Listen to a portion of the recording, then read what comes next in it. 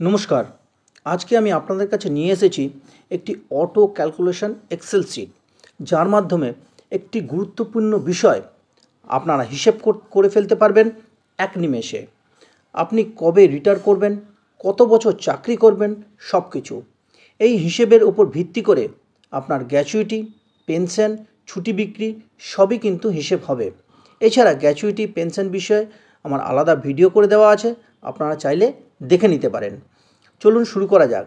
হ্যাঁ, একটা কথা আপনাদের বলি, এই ক্যালকুলেশন করার আগে প্রথমে লিখবেন মাস, তারপর লিখবেন দিন, তারপর লিখবেন বছর। এইভাবে কিন্তু লিখতে হবে। এই হিসেবটি করার জন্য আপনার লাগবে দুটো জিনিস, একটি ডেট অফ বার্থ, আরেকটি হচ্ছে ডেট অফ জয়নিং। চলুন এবার ক্যালকুলেশনটা কিভাবে হবে আপনাদের দেখিয়ে দিচ্ছি। প্রথমে আছে এমপ্লয়ি নেম।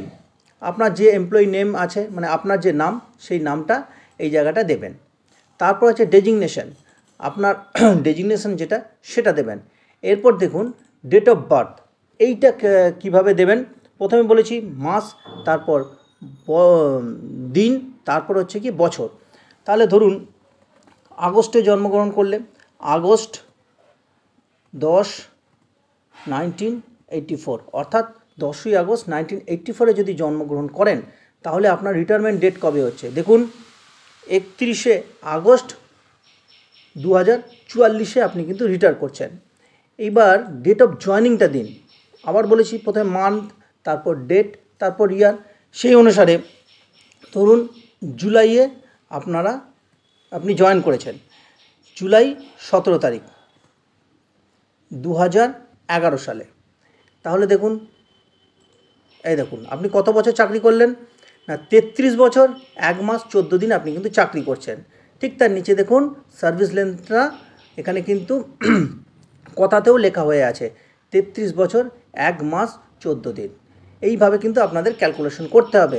এবার ধরুন কারোর যদি ডেট অফ বার্থ হয় ধরুন 1986, একই রাখলাম।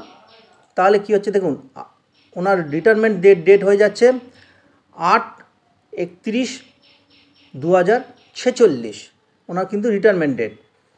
ডেট অফ জয়নিং যদি আমি একই রাখি, পরিবর্তনও করতে পারি। পরিবর্তন করলে ধরুন 2011 সালের জায়গায় 2013 সালে উনি জয়েন করেছেন, তাহলে উনি কত বছর সার্ভিস করবেন, 33 বছর 1 মাস 14 দিন উনি কিন্তু সার্ভিস করবেন।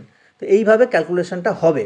তো আমি এই এক্সেল শিটটা আমি আমার ডেসক্রিপশন বক্সে দিয়ে দিচ্ছি, আপনার সেখান থেকে ডাউনলোড করে নিজেরা বাড়িতে বসে কিন্তু ক্যালকুলেশন করতে পারবেন।